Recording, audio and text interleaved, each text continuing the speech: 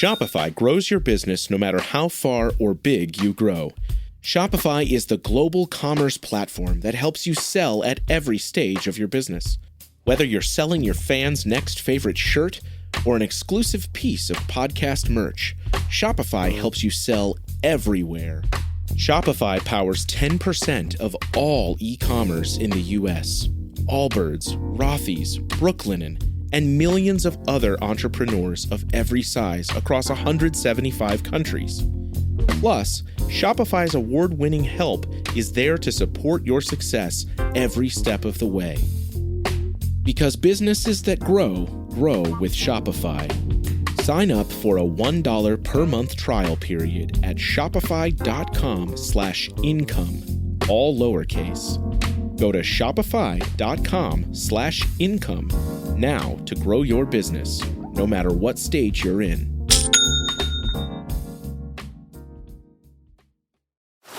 On June 7th, inspired by the unbelievable true story of a fake hitman, comes the new movie, Hitman, from Academy Award nominee Richard Linklater. At 96% certified fresh on Rotten Tomatoes, critics are calling Hitman a smart, sexy crime thriller with surprises at every turn. Starring Glenn Powell and Adria Arjona, Hitman, now playing in select theaters and on Netflix June 7th. Rated R. This content may not be suitable for all audiences. Listener discretion advised. All of my family and friends believe I narrowly avoided a lifetime film situation and that I was potentially with someone unstable.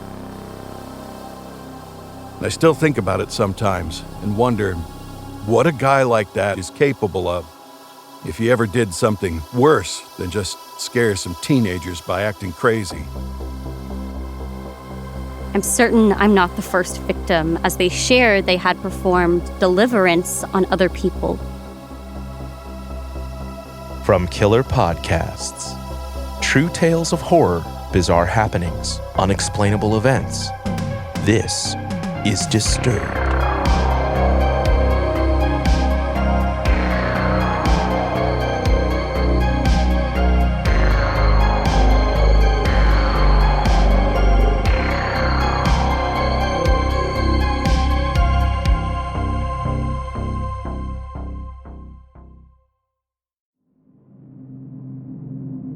Hello, and welcome back to the show.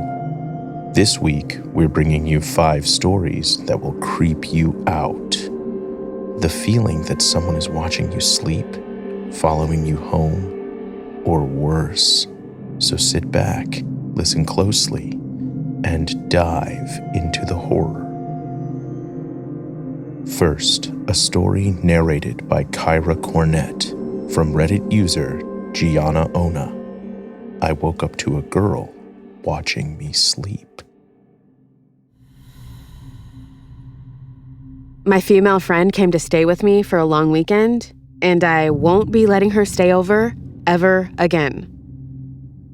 We were friends for about 3 months before we both moved to separate states and continued our friendship virtually up until now. It's been a healthy friendship with open communication. We've had our disagreements over various aspects of our friendship. She believes I don't open up to her enough. She does things that are inconsiderate at times, and a few times she's had an odd attitude problem. She's also been jealous of my long-term friends to their faces. When we've had these disagreements, we've almost always talked it out and moved on. She can also be a bit obsessive and gets upset when I don't text her for more than a day. She's got loads of my photos saved to her phone, remembers every little thing about me, and has a list of my interests. I've seen it as endearing, until now. As I mentioned, she recently traveled to visit me, and this visit progressed strangely. The first day of the trip was great. She was bubbly and brought me a gift with a sweet note of appreciation. We went out clubbing, then came home and headed to bed, separately, for the night. This is where things got weird. I woke up and she was in my bed. She was sitting upright on top of the blankets next to me, with her feet straight out and her back against my headboard while looking forward. I was startled and said, "Oh," instinctively. She just looked at me. She never said she was waiting for me to wake up or that she was uncomfortable on the couch. Nothing. Then she left my room. I have no clue how long she was sitting there. The next morning, we walked around the city, and she wanted to hold my hand while we were out and about, which I declined. By midday, her attitude had shifted completely, and she was nearly mute. She wasn't conversing with me, enjoying any activities, or even smiling anymore. At the bar, arcade, and even at home watching movies, her attitude remained the same that day and the next. You know how those arcade driving games take a silly little photo for your profile pic on the leaderboard? I was blowing a kissy face in mine. I glanced at hers and even snapped a pic without her noticing.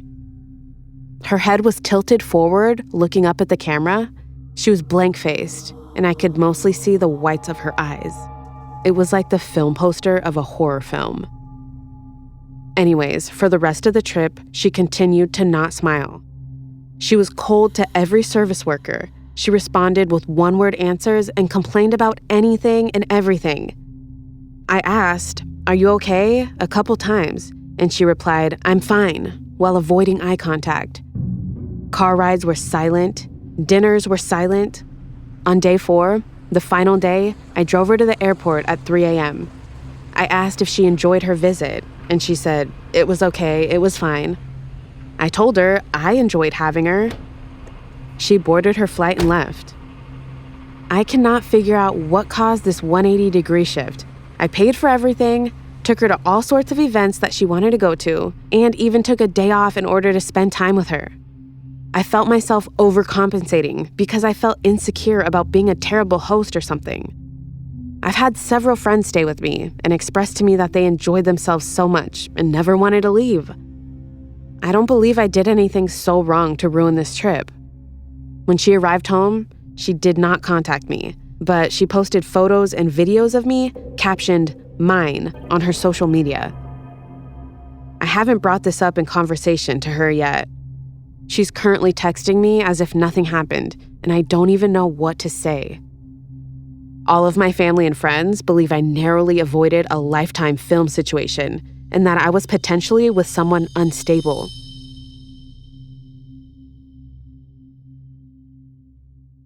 Have a disturbing tale of your own?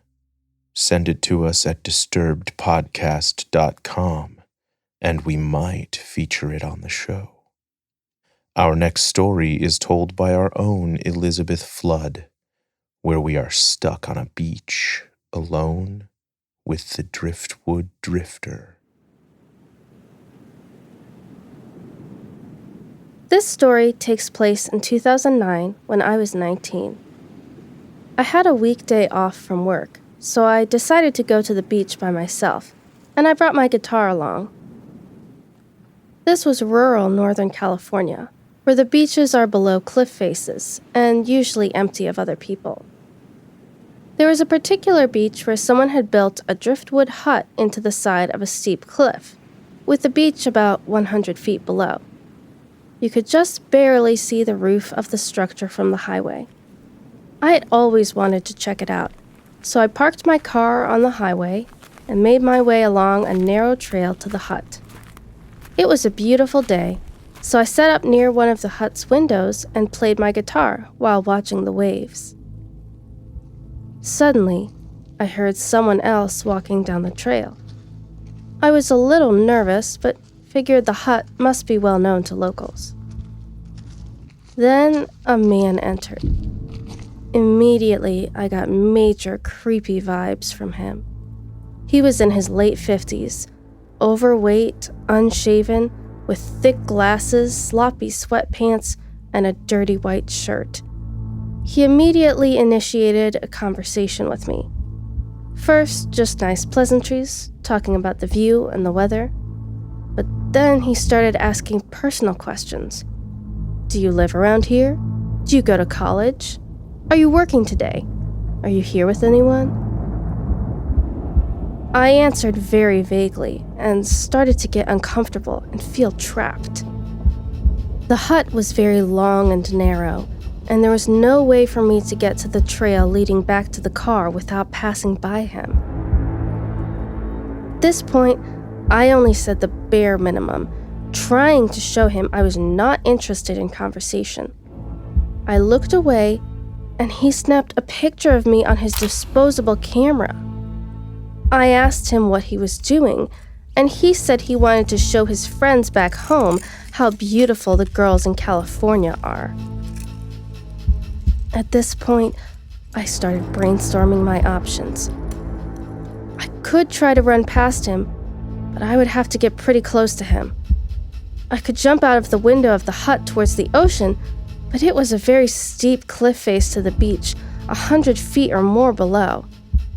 My gut started telling me this was a dangerous situation, but I was frozen and I didn't know what to do. Then he told me that he needed to go to his truck to get something. He mentioned something about his camera, but I knew he had already used his camera. He left the hut, but there was still no way for me to get to my car without passing him. I deliberated on what I should do. I kept thinking maybe I was overreacting. I ran to the entrance of the hut, but he was already making his way back down the trail towards me. This is the gross part.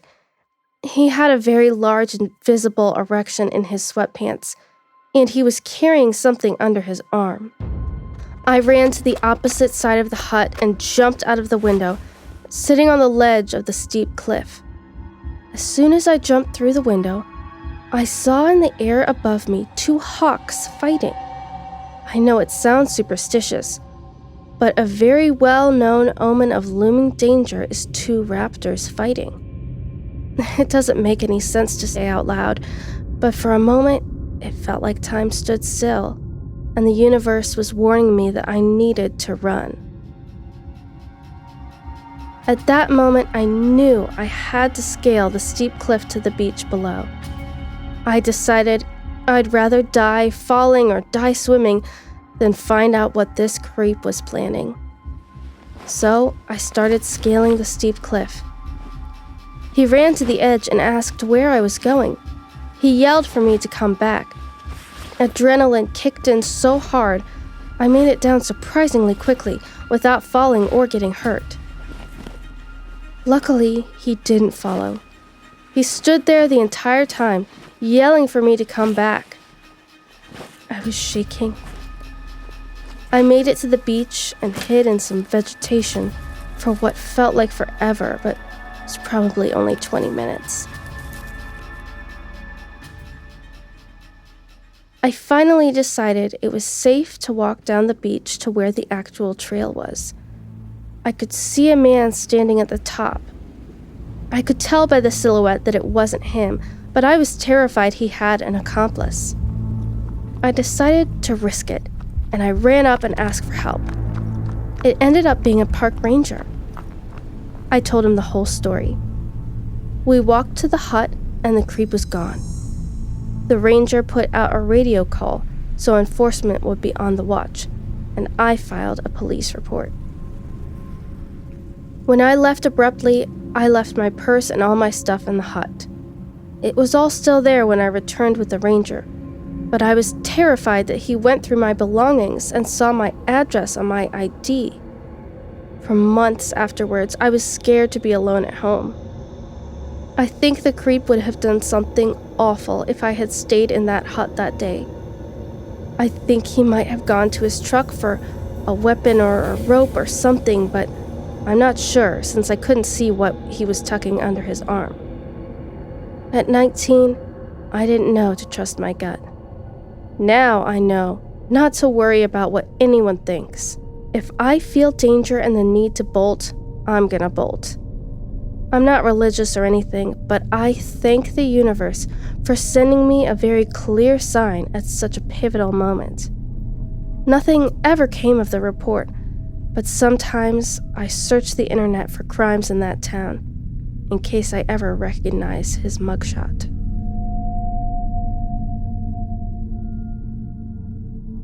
This story is a reminder that no matter how old you are, you're at risk from stranger danger. From Reddit user Robots in Space and narrated by Brian Jeffords.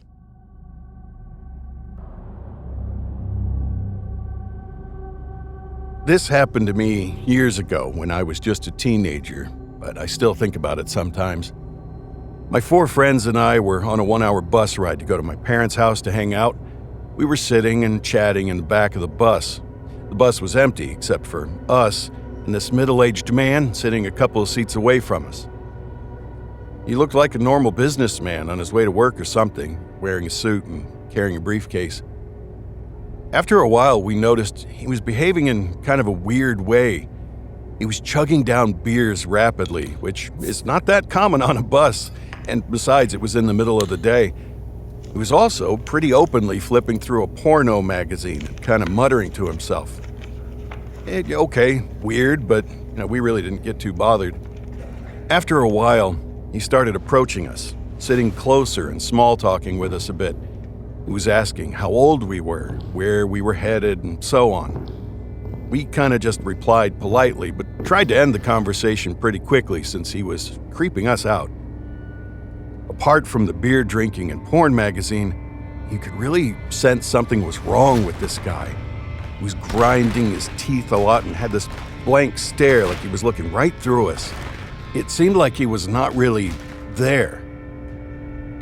Eventually we stopped talking to him, and he just sat there silently and stared at us for a while. He started breathing heavily like he was getting more and more agitated. After a minute or so, he suddenly lunged forward and pulled down the sleeve of his shirt. He had a big pair of sharp scissors duct taped to his arm with the sharp end pointing up towards his hand.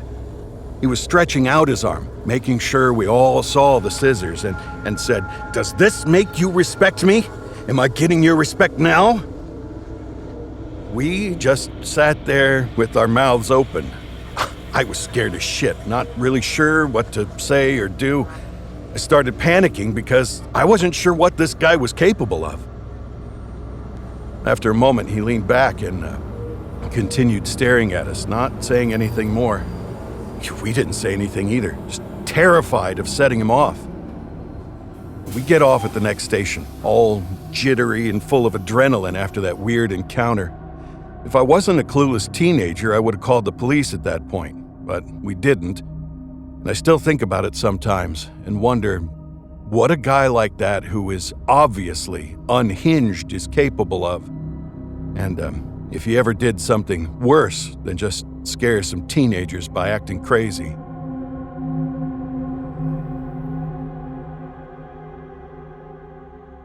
You're listening to Disturbed. We'll be right back. You might be surprised to know that not all serial killers are straight cisgender white men, and the victims of true crime are not a monolith either. She's Wendy and I'm Beth, and together we host Fruit Loop's Serial Killers of Color, a true crime podcast. Together we take deep dives into the true crime stories about marginalized and minoritized perps and victims that often go untold. We also provide the context and nuance that these stories deserve. At Fruit Loops, we're serving up true crime with a side of history, society, culture, and some fun. Listen to Fruit Loops Serial Killers of Color on Spotify, Google Play, Apple Podcasts, or wherever you get your podcasts.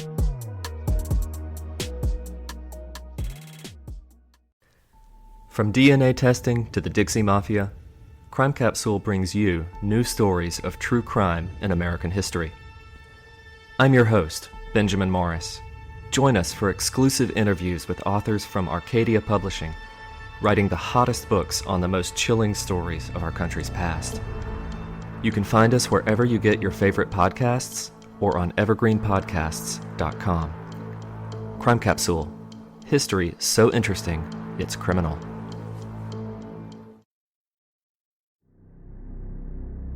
Welcome back to the podcast.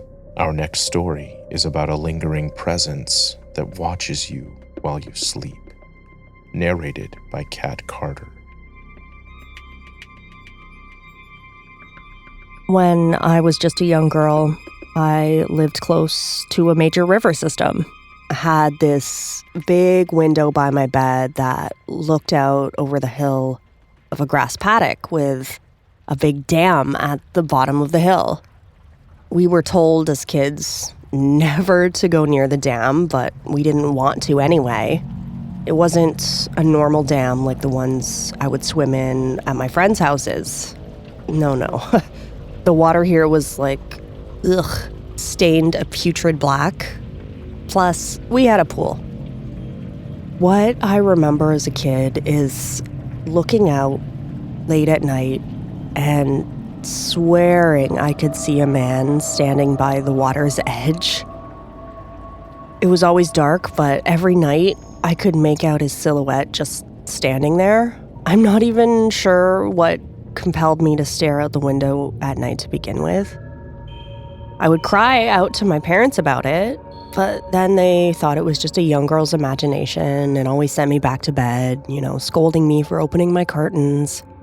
I sometimes question whether I was really seeing that man on those nights, but I'm certain about one particular night.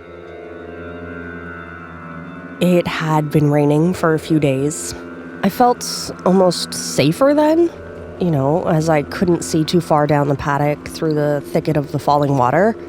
It didn't stop me from staring out the window nonetheless. After I had been looking out for a while, a lightning bolt split the sky, and in that light, I saw the figure again. But this time, he wasn't near the dam. He was further up the hill, just on the boundary of our yard. I was absolutely terrified and screamed the house down. My parents tried all they could to calm me down. They assured me that no one was there. But as they were looking out the window, lightning lit up the clouds and illuminated the outline of a man standing underneath the palms right next to my window. He was looking right at us. My mom clutched me and frantically told my father to call the police. He instead grabbed his rifle, turned on the spotlights, and started scoping the outside of the house.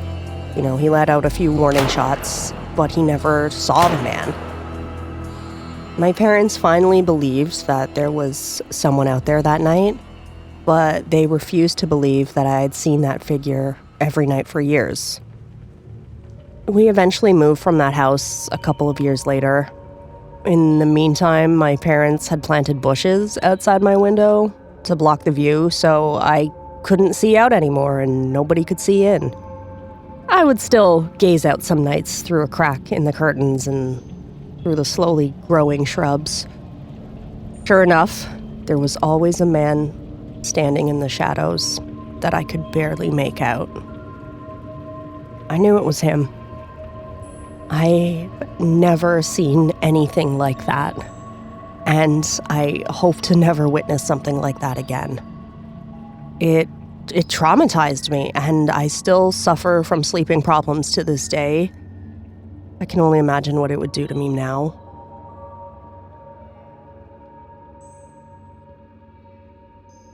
Our final story is narrated by Terra Ashe from R/2X chromosomes. I accidentally stumbled into a Christian cult.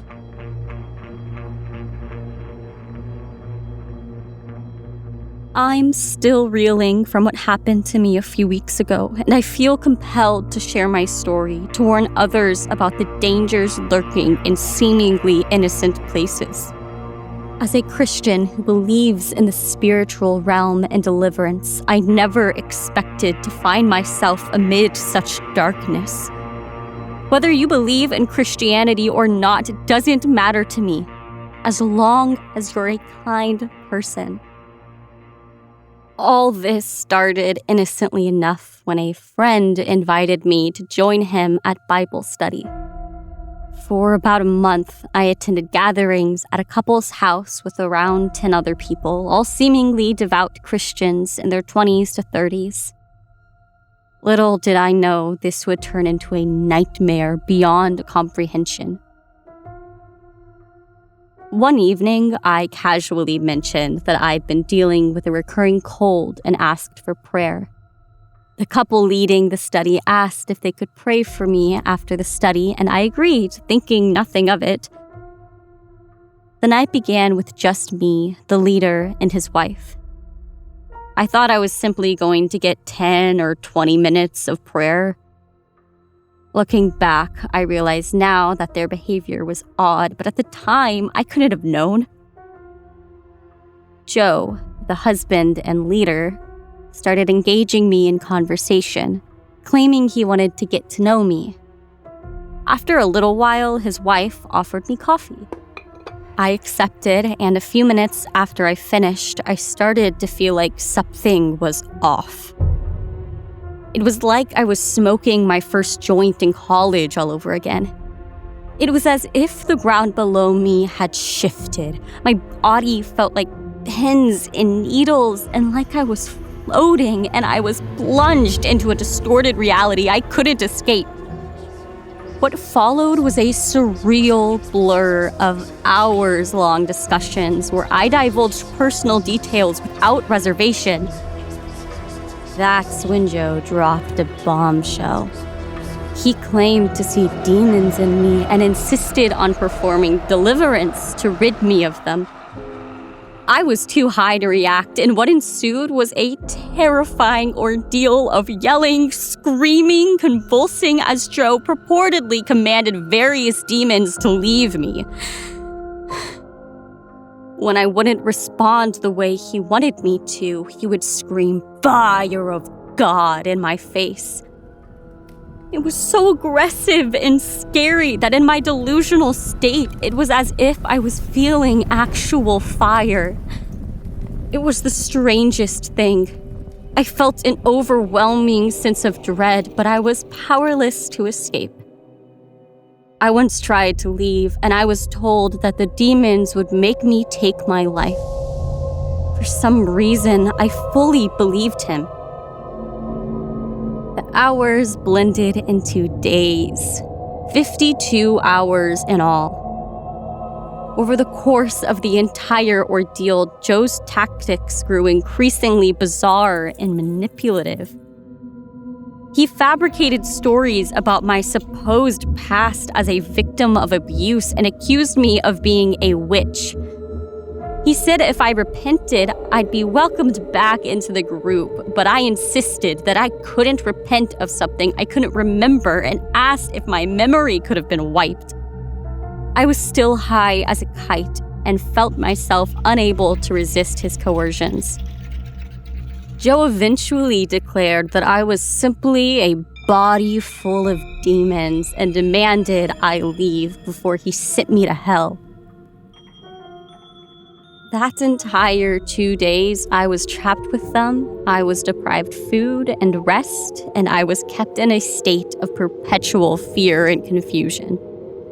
Periodically throughout all this, Joe would stop and tell me how much he loved me, and at one point he even washed my feet. Joe's control over me was absolute, and I found myself believing his outlandish claims even as they grew more absurd. At the time, I didn't realize I had been drugged. In the aftermath, I've been left traumatized and shaken to my core. The only thing that has kept me sane is remembering the things that held me together.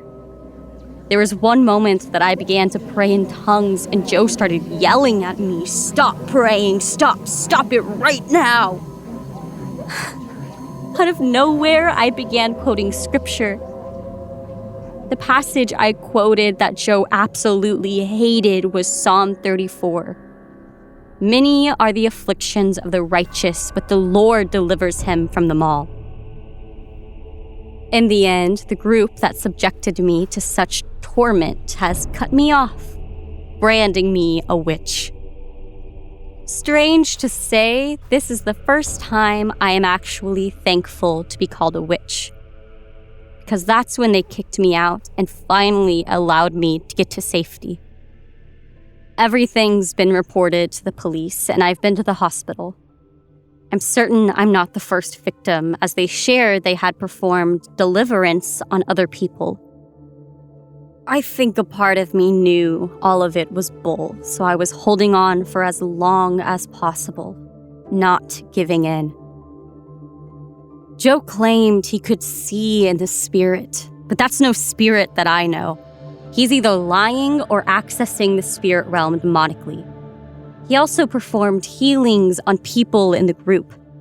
I have to imagine that if those people went through something like I did, they'd be stuck under his control too. I now know that this is some sort of strange cult posing as Christians. I'm still processing the horror I endured.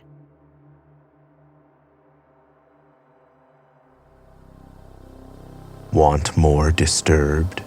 Check out our Patreon for member-exclusive content, early merch access, and other cool perks.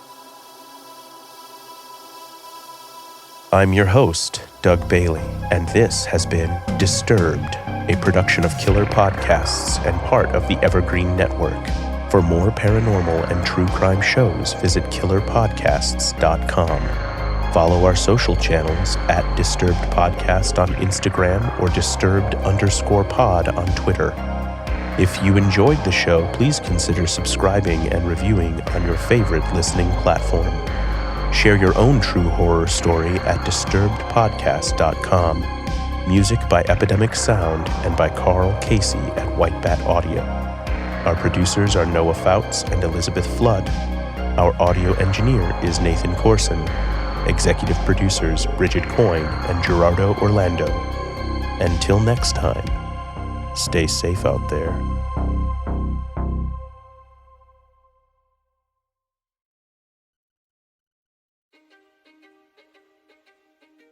History is complicated. The story of human progress is long, messy, and riddled with controversies big and small. On Conflicted, we dive headfirst into history's most infamous events and contentious figures. We try and untangle the good from the bad, the fact from the fiction, and the monsters from the misunderstood. Was Genghis Khan a murderous butcher or a civic pioneer? Did the Allied powers go too far in firebombing the German city of Dresden at the twilight of World War II? And how did the Marquis de Sade acquire such a sinister reputation? And was any of it true? These are just a few of the tough questions we wrestle with and investigate on Conflicted. So if you love history or just enjoy a good story, please join me, your host, Zach Cornwell, for a fascinating new topic each and every month. Conflicted, a history podcast, is available on Spotify, Apple, or wherever else you get your podcasts. I hope to see you soon.